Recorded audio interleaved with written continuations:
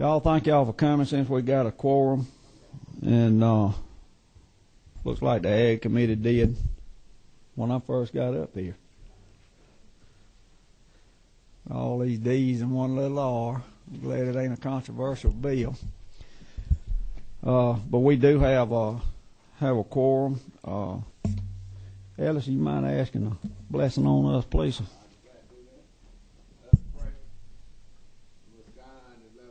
Father, we thank you for this beautiful day, and we ask for your blessings as we go about the business that we have at hand. We ask that all actions may be pleasing to you and within thy guidance. We pray all this in thy holy name.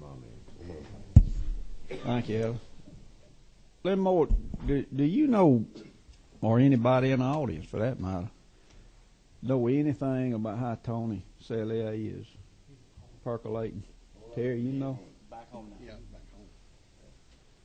Kind of give us an update, Terry. I don't know. That's all I know. Oh, okay. At least he's back home, though. Yeah.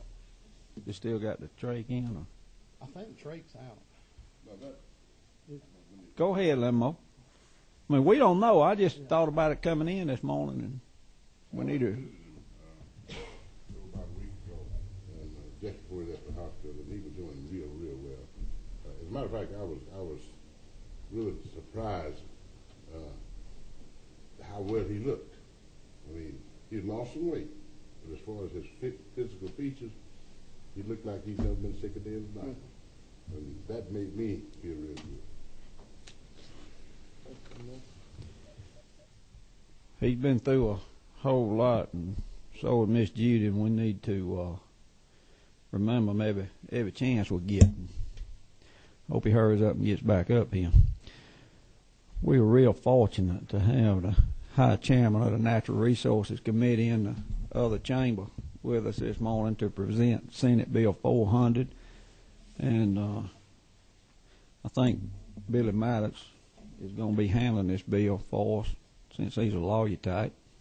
And that's who the fellow with the gavel mentioned to handle it in order for us to get it in the Ag Committee so it wouldn't get lawyered to death in judiciary.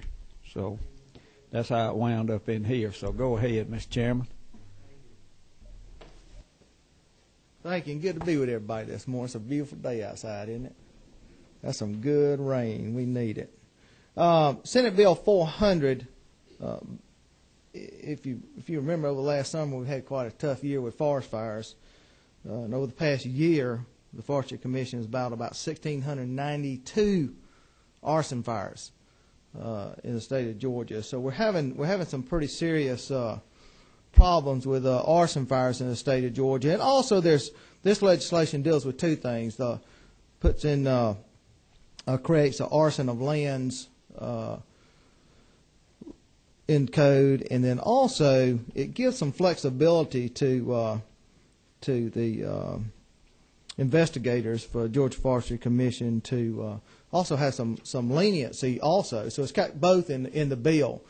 First thing is basically the investigators, they can arrest you. They got to take you to jail. And so what we're doing in the first section of the bill is adding the ability of them to issue a citation. In other words, they may come by and you may be doing a little small burn and you forgot to get your permit. They can't just issue you a citation for that right now. They have to arrest you. And so that's a little too far of a stretch. So what we're doing here in that first section is creating the ability for them to issue citations. These are post-certified people with the forestry. And so what they're doing is giving the ability to issue citations, and then they'll give you 1, 2, and on your third citation you'll probably get arrested. But it gives that flexibility where right now the only thing they can do is just arrest you. So that brings a little bit more balance into the ability for them to help patrol and keep things keep people from starting fires. But then when you get basically into the third section is the other part where we create the arson of lands. And what this does, it sets up the degrees of arson of lands, and it does not interfere with. You still have the regular misdemeanor charges of, you know, if you accidentally start a fire but you didn't do a very good job of cutting a little fire break around whatever you were burning or whatever. But more of an accident that stays if you violate this. That still is basically make you guilty of a misdemeanor. But then if you get into the third degree, sets in the third degree of arson of lands, which would make it punishable by violating that on Section 3, that paragraph 1 there. It has that intent to damage there. It sets that third degree of arson of lands, and then if you burn like 5 acres or more of somebody else's land, that'll set into a second degree of arson of land, and then the first degree, where it becomes reasonable and foreseeable that human life might be endangered, that becomes the first degree. So basically, what this does is really gives more flexibility to the law enforcement part of Forestry Commission, and it's given flexibility to not arrest people when they have some minor violation, but they need a citation, and then it's setting into we're having such a serious problem with arson fires that it's creating arson of lands and setting the 3 degrees in the statute. With that, I'd be glad to answer any questions that I can. Thank you, Mr. Chairman. 25. Is that you, more? Thank you, Mr. Chairman. Just one little quick question. Sure. And I don't smoke, but if I'm riding down the road, flip a cigarette out of my window there, and this ignites some bush there and start to burn, how would this affect me as far as someone who intentionally setting fire? That's a good question, and I'm glad you don't smoke because it's not good for your health, Representative. So from that standpoint, we're glad you don't smoke. But if you happen to be having a day where you just decided to smoke a cigarette and flipped it, you'll see that is covered in Section 3 in the law already on about line 24 on page 3. And that all those still come underneath. The code section says it shall not apply to fires resulting for operation of transportation of machinery or equipment. Then also it talks about in that line 24, and then you go to line 30, it says that any person who violates paragraph 2, 3, and 4 are still just guilty of a misdemeanor. I mean, if you flipped a cigarette and burn up a forest, you caused a grass fire or whatever, that's still a misdemeanor currently in the law. So, Thank you. but that kind of covers you on that standpoint. That's right. Y'all just vote for that when it gets to the floor. Does anybody else have Billy? And I understand I'm the one that's supposed to carry this on the House floor, but I was, in reading the bill and understanding, it looks like to me, and I apologize that I missed the intro to this, but it seems like the attempt of the bill is to increase or heighten the penalties for intentional, reckless acts. That's correct. And I have one question about the on page 2 in section 2, as far as giving the arrest powers to the investigators who's got the post-certification training. Starting on line 12, at the end of that line where it says the arresting investigator may issue the accused person a citation. Okay. I just... What that was, what I can explain, that whole section there, right now, they had the ability to arrest you. If you had some small minor infraction, I was telling them, if you just, if they came by and you were doing a small burn or something, but you forgot to get your permit for the burn, the only thing they can do is arrest you. And that's the overkill. That's now. That's you. That's I mean, right, no, Mr. that's Chairman. right now. Right. The only thing they can do is arrest. That's correct. Right now, all they can do is arrest you. The citation gives them more flexibility, but they don't have to arrest you. They can give you a citation. Okay, And that's what this is doing. Okay, I guess the way I read it, reading the arresting investigator, I presumed that you were. Well, that's being the way the placed law under arrest. reads, but it basically is, it's kind of like getting a traffic ticket. But this gives them that flexibility. Instead of them arresting you right there and taking you to jail, they just write you a citation. Okay. That's what that's for. Anybody else got any questions? I have a couple, if you don't mind. I ain't got anywhere to go, Mr. Chairman. Nothing in here either implies or mandates any kind of criminal penalties on an accidental. Let me give an example. Last year we were cutting hay, hit a rock, burn up 10 or 15 acres of hay, 2 forester dozers and 4 fire trucks like to not got it out during the drought. Nothing implies any kind of penalties for that kind of stuff. No, and I think that goes back to that page 3, that line 28 and 29 that's in the law. Okay. All right, we opening up or messing with 12690, which talks about getting permits, down on page 2, about line 23. Okay. Nothing in here either implies or mandates that agriculture is going to have to get a permit now. Now all they have to do is notify That's nothing in here changes for that. an ag burn. Right. Okay. It's not.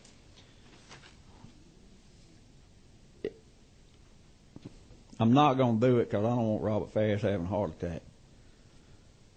But EPD is causing some bad hardships on agriculture in that no burn area during the summertime. And we need to do something about that. I don't know. Robert has talked to me about getting the EPD board, the DNR board to change the rules.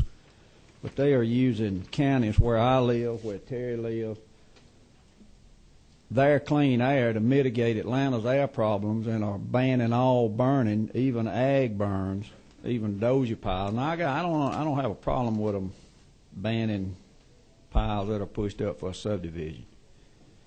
But in a rural area, when a farmer pushes up a little dozer pile cleaning up a hedgerow, they are banning him from burning it, which bans him from getting his land ready to put back in a permanent cover or whatever he's going to do with it, unless it's a light crop. Well, if you read their rules, guy pushes up a privet hedgerow, he's got to plant it back in privet hedge. He can't burn the pile he just pushed up. That's something we got to fix, and it would fit in this bill. But I ain't going to do it. I just want everybody on this committee to be aware of what's going on and the rules that EPD are changing and not telling us. Our rehighs allowed it. They came back and decided not to. And I'm not even talking about the bill. I'm just preaching right now because I'm all ill right. about it. Well, we'd be willing to have discussions on that. But Because I'm with you, brother. Kevin?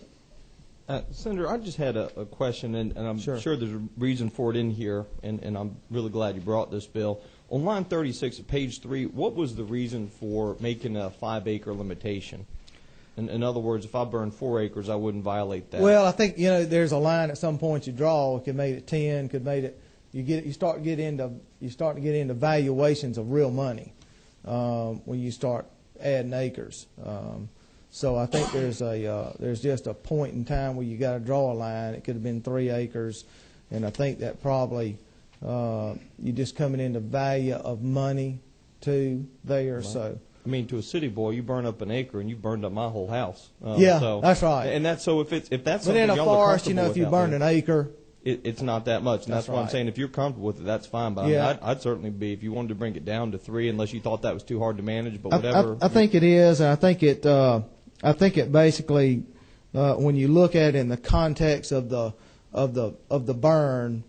When you start getting into upper acres, and then you get a 5-acre fire going or whatever, then it just runs further. So, all right, thank you, Senator. I appreciate it. Thank you. Yeah, well, if it's less than an acre, you'll be at the 3rd degree. Less than 5 is the 3rd degree. That's right. I mean, you're there. If you get over that, it takes it to another level. Right. Thank you. Does anybody else have any questions for the chairman of Natural Resources, not me? All right, I'll entertain a motion. And Forester's 100% behind this, right, Robert? Did you want to say anything? Yes, sir, absolutely. Not more than just in the microphone, if you don't mind. Senator Tollison's done an excellent job concerning the issues we've got and the real problems with arson, and we support the bill fully, and we need to get tough on forest arsonists, and this Senate Bill 400 helps move us in that direction. Anybody got any questions for the Director of Forestry? Ellis? Rob? Let me get all of these experts up here to comment on this. On page 3, line 22, where it says the escape of such fire shall be prima facie evidence that necessary precautions was not taken. Anybody that's ever messed with fire knows that you're dealing with something that never is totally and absolutely predictable. Yes, sir, and that language is actually in existing code, and we've been managing that language, and Forestry Commission fully recognizes that fact, and indeed, in accidental cases like that, we have never pursued those situations, and that is again not considered arson with intent to damage. Well, explain to me why you feel it needs to be in there.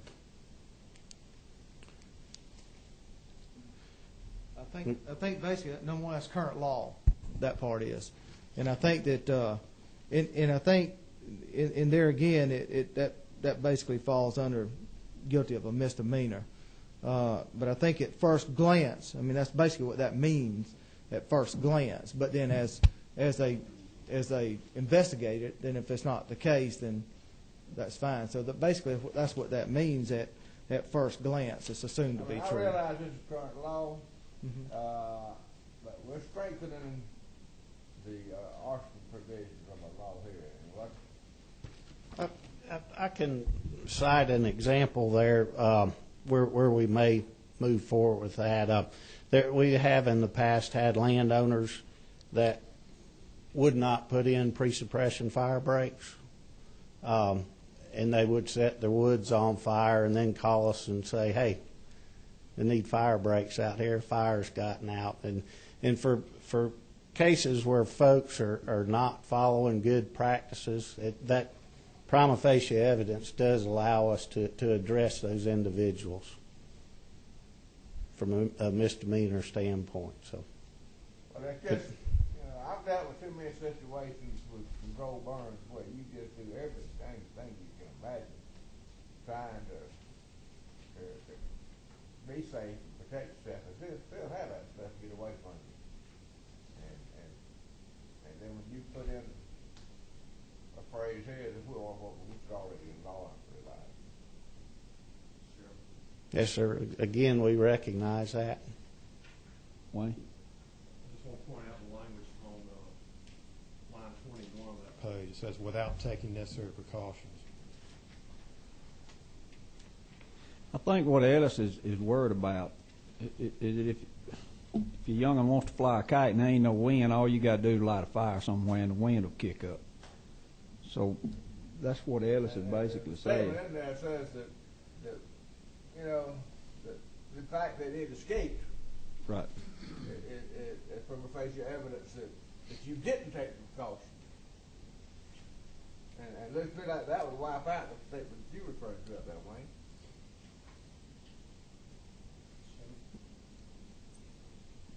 Kevin, hit your button 9. Is that it? And I appreciate what Representative Black is saying, but I don't think it wipes it out. What it says is there's a presumption or prima facie evidence that if the fire gets out, that's where you start. But if you can offer any evidence that without of taking the necessary precautions, then you would be covered by that exception. And I guess the question becomes two things. One is, are you putting the burden back on the defendant to prove themselves that they didn't do something would be one question. But then what's the standard? How much do they have to prove? In reality, to you guys, what do they have to prove? Or to the folks enforcing the law, what do they have to prove that to show we've taken necessary precautions? Necessary precautions, it's going to vary by the type of burn. For one, requesting a burning permit and being receiving a burning permit, taking appropriate measures by putting a fire break around forest if you're burning, ag fields here and around those. If you're burning a leaf pile, brush pile, having a rake handy, having a hose available, just following good burning practices. There also there's some additional code in the forestry code relating to prescribed burning, allowing folks to burn, promoting prescribed burning, and providing some protections there as far as having to be proven grossly negligent.